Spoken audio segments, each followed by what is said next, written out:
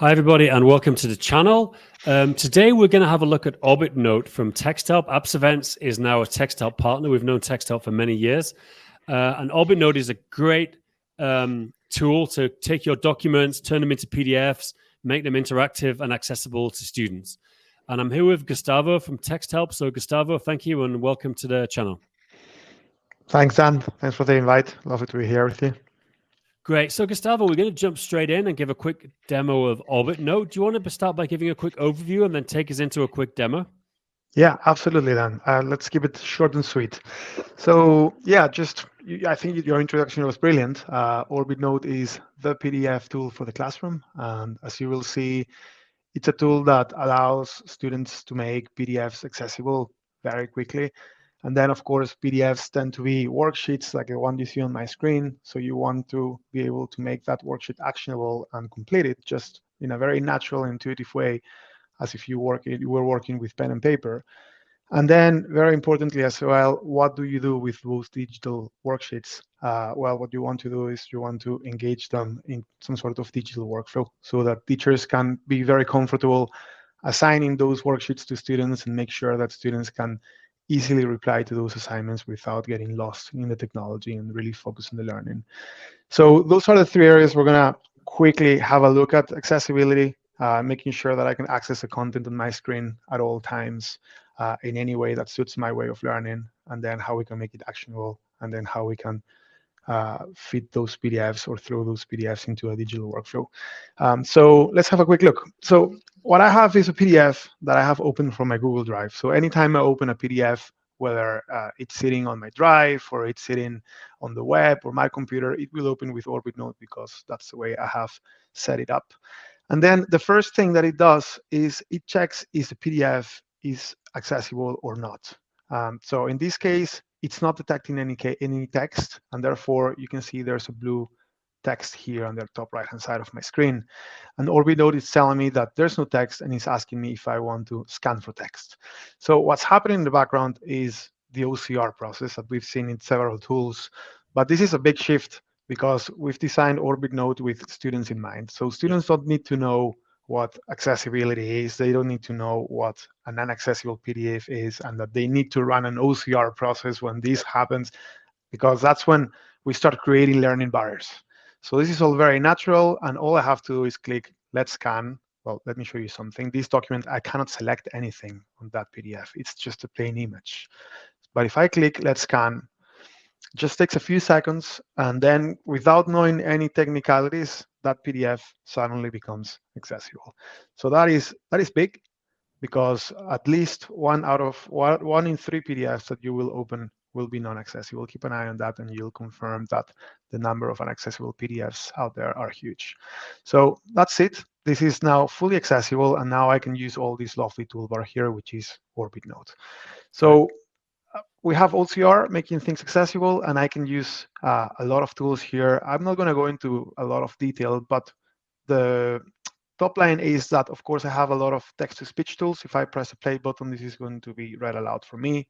And then I have tools such as the dictionaries. So in this exercise, I have to, of course, work around vocabulary. So I can have some help there if I click on a word and I click on the dictionary, and I will get the definition on screen. If I change words, it's going to update very quickly. I can have as well a picture dictionary describing the word. Or I can have that even translated. I have it set to Spanish for obvious reasons. So imagine how the story would be if I am a student that is working on this PDF, which is inaccessible, and is requiring some sort of support, like maybe because English is my second language, and I would love to have some definitions here. I have nothing. I'm stranded. I'm lost. I would have to open a new tab, go to Google, start typing the words, alternating between tabs. While with these, all the knowledge is really unlocked. The content is there, fully open for me, and it's really a much more enriching experience. So some of the tools you can do one of the things you can do once you unlock that PDF. I also have other tools like screen masking. This can be a ruler for reading, or it can also be a screen mask completely. If I turn off the reading light and change the color to something that maybe is more appropriate for my preferences, that's what I can get. Yep. So this is fully customizable as well. Let's turn it off. And with that, I've kind of very quickly covered the first part of the toolbar there, Dan, which is related to accessibility, related to support for accessing content, and obviously all of that linked to OCR. And then on the right-hand side of that toolbar, I have things that make that PDF actionable for me. So here I have a worksheet. Maybe my teacher wants me to complete this. And of course, I would love this to be very easy and intuitive and feel like I don't really have to learn how to use a new tool. So Yep. if you give it a go to OrbitNote for the first time, you'll see how easy it is. So if I want to type text, obviously I'm going to go to a typewriter, click there, and then somewhere on the text or on the PDF, and then just type.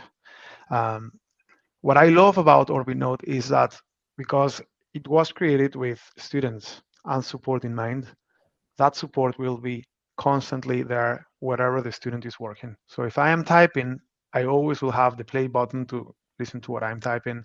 I have a prediction button here that allows to, like, really helps me to write down words. It will read them aloud for me as well.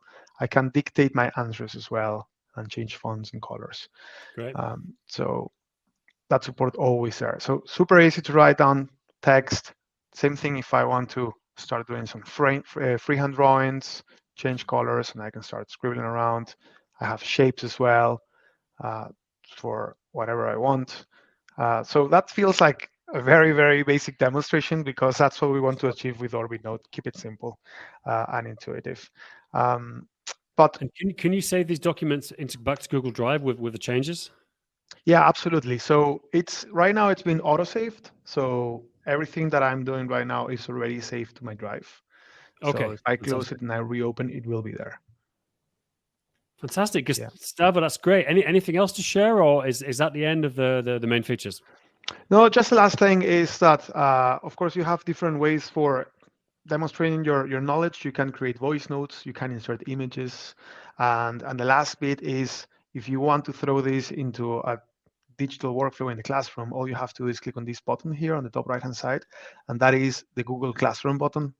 So as a teacher, I can start in a PDF and open Classroom from OrbitNote and assign that PDF. This is really useful because we're obviously Appsevents is a Google partner. All our schools are using Google, so this is what we really want to see. Yeah, exactly. And then students don't really have to even think about what tool they're using. They will just get their normal assignment in Classroom. They click on the attachment and it will open on OrbitNote. So they can focus really on completing the assignment and not on learning different tools and having to spend too much time there on the tech side of things. So yeah, that's a big, quick summary of OrbitNote, Dan. Gustavo, that was fantastic. Thank you very much. If anyone's interested, as I mentioned, Appsevents are a partner of TextHelp. Get in touch. I'll put my email address on the screen at the end, dan@appsevents.com. And Gustavo, thank you very much. You're welcome. Thanks.